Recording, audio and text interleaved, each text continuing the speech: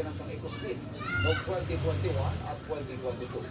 Pero imbes na sirain, napisto ng NBI sa bypass operation na tinangkang kumpanyang may-ari ng pasilidad na ibenta ang mga sigarilyo.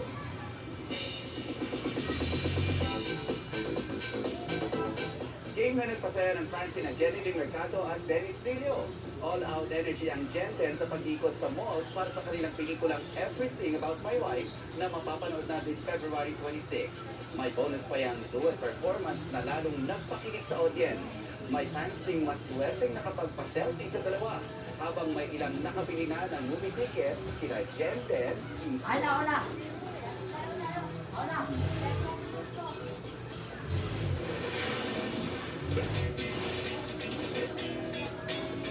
Hindi ka maubusan ng mga maakyat na bundok sa Benguet.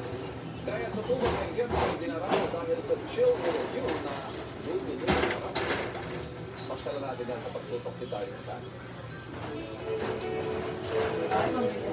May pasyalan sa Tuba Benguet na dinarayo dahil malulunod ka raw sa gandang hatid nito. Sa unang tingin, aakalain mo may alon na tumatama sa mga bato, pero hindi yan dagat.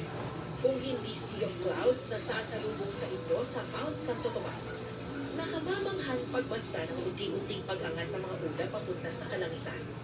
Ang view na ito, mas pinaganda pa ng sunset na tanaw mo mula dito. Kaya game na nag-shoot dito ang ilang enthusiast ng nature and landscape photography. Ang Mount Santo Tomas ang isa sa mga highest peak sa probinsya ng Benguet, kaya naman, swak ito sa mga gustong mag-camping o kaya'y mag-chill with a view kasama ang inyong mga kaibigan o kaibigan. Mick! Kakamot sana yun eh. Kiss! Kiss! Kiss po si Mick Mick. Ay, tinuloy na lang yung kamot niya. Makate? Nilinis na ni Mami yung baby loves.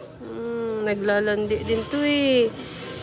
Mag-i-inhit ulit eh. Naka-schedule ka na sa sa spay mo, sa kapon mo sa... Kailan nga yun? Sa 4. Patay na. Naka-schedule na sana ito sa March 4.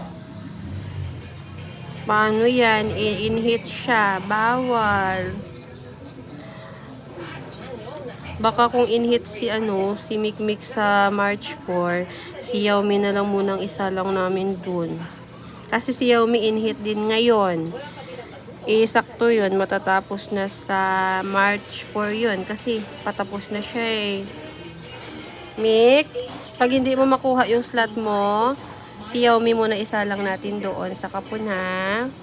Kasi bawal naman ikapun yung yung inhit. I-inhit ito. Tignan mo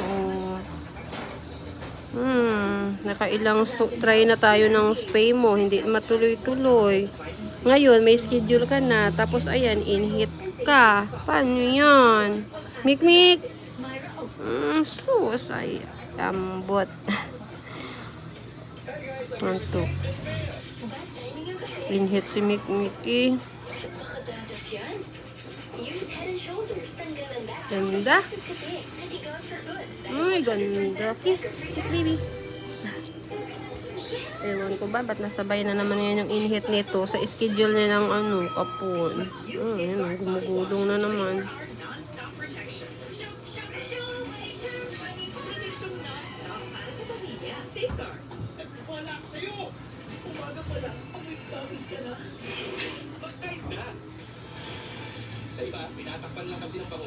Mick! Alam na alam yung pangalan niya. Mick! Hawa kamay kay Mami. Hawa kamay. Okay na. Bye-bye po.